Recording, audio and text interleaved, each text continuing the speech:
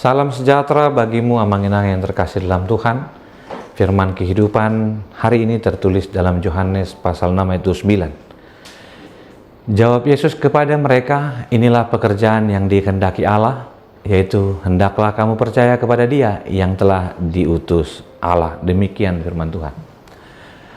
Amanginang yang terkasih, ayat ini menekankan bahwa kepercayaan kepada Yesus yang diutus Allah adalah satu-satunya pekerjaan yang Allah hendaki dari manusia. Hal ini latar belakangi perkataan-perkataan Yesus setelah orang banyak merasakan mujizat Yesus yang memberikan makan kepada 5.000 orang. Pernah mendengar kisah Kain dan Habel dalam hal persembahan? Iya, kisah penerimaan dan penolakan karena motivasi yang keliru dan niat hati yang jahat. Hari ini kita memperlihatkan apa yang Tuhan firmankan kepada kita, bahwa orang banyak mencari Yesus dengan berbagai motivasi dan alasan. Mereka tahu bahwa Yesus bukanlah manusia biasa karena Yesus dapat melakukan banyak mujizat dan pekerjaan ajaib. Apalagi mereka tahu bahwa Yesus pernah melakukan mujizat dengan memberi makan 5.000 orang dengan cukup 5 roti dan 2 ikan. Itulah motivasi utama mereka mencari Yesus, seperti yang dikatakan, sesungguhnya kamu mencari aku bukan karena kamu telah melihat tanda-tanda, melainkan karena kamu telah makan roti itu dan kamu kenyang. Di ayat 26. Pada saat itu pun banyak orang rajin mencari Yesus bukan karena mengalami pertobatan yang sungguh atau hidupnya telah diubahkan atau diperbarui, tetapi karena ada maksud di balik pencarian kepada Yesus.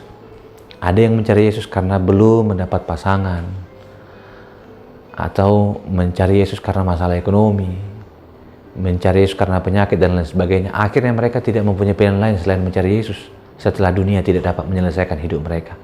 Tidak salah, tetapi tidak tepat. Hari ini kita diingatkan untuk mengoreksi motivasi kita datang kepada Yesus, karena Dia tahu persis isi hati kita.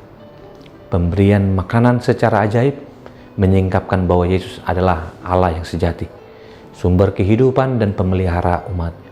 Yesus adalah Mesias sejati yang disahkan oleh Bapa. Oleh karena itu banyak orang yang mencari Dia seharusnya berfokus bukan pada berkat duniawi, tapi bersifat kekal. Hanya Yesus, Sang Anak Manusia, yang dapat mengkaruniakan berkat yang bersifat kekal itu. Dan orang banyak itu salah mengartikan penjelasan Yesus. Mereka berpikir berkat kekal yang Yesus tawarkan bisa diperoleh dengan cara mengerjakan sesuatu yang sifatnya duniawi. Padahal satu-satunya yang bisa mereka kerjakan adalah percaya kepada Dia sebagai Mesias yang diutus Allah. Kita memang boleh datang kepada Yesus untuk memohon pertolongan, namun perlu dipertanyakan apakah itu hanya memerlukan Dia sebatas hubungan atau kebutuhan.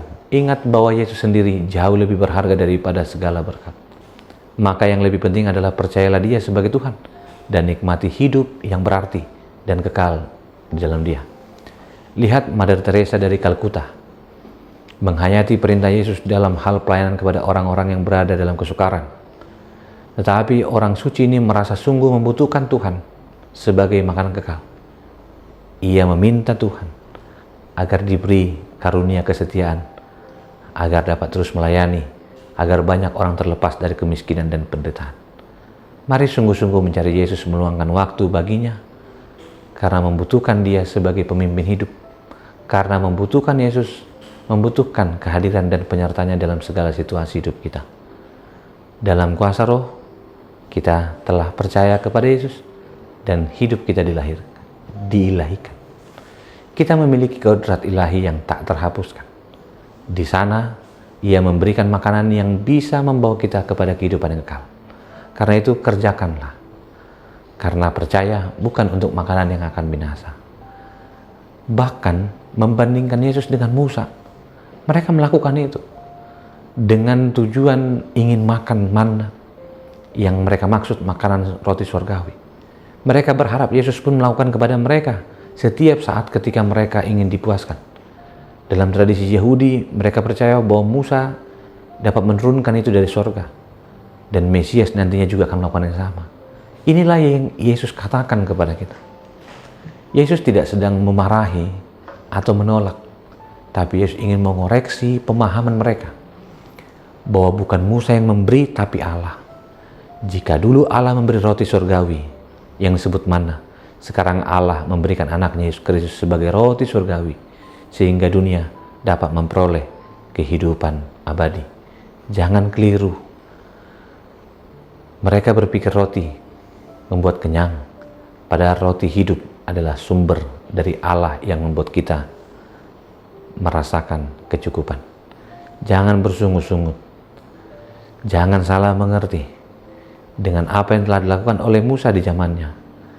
Karena bersungut-sungut adalah tanda ketidakpercayaan. Karena mereka melandaskan pada pikiran sendiri. Beda murid dengan orang banyak, sama-sama ada penolakan. Namun pada prinsipnya, para murid-murid mendengarkan Yesus dan membiarkan dia untuk diajar, sedangkan orang banyak mengikuti pikirannya. Pada akhirnya saya ingin katakan, pekerjaan yang dikehendaki Allah, bagaikan perkataan orang bijak, makan untuk hidup, bukan hidup untuk makan. Makan itu penting sebagai sumber kekuatan untuk melakukan berbagai aktivitas yang bertenaga, bukan tujuan hidup. Apa yang dikerjakan, kerjakanlah yang berguna bagi hidup. Hidup sendiri maupun hidup untuk orang lain. Bekerjalah dengan etos pikiran yang benar, dengan pepatah Latin yang mengatakan sine labore non erit panis in ore. Tanpa bekerja tidak akan ada sepotong roti untuk dimakan.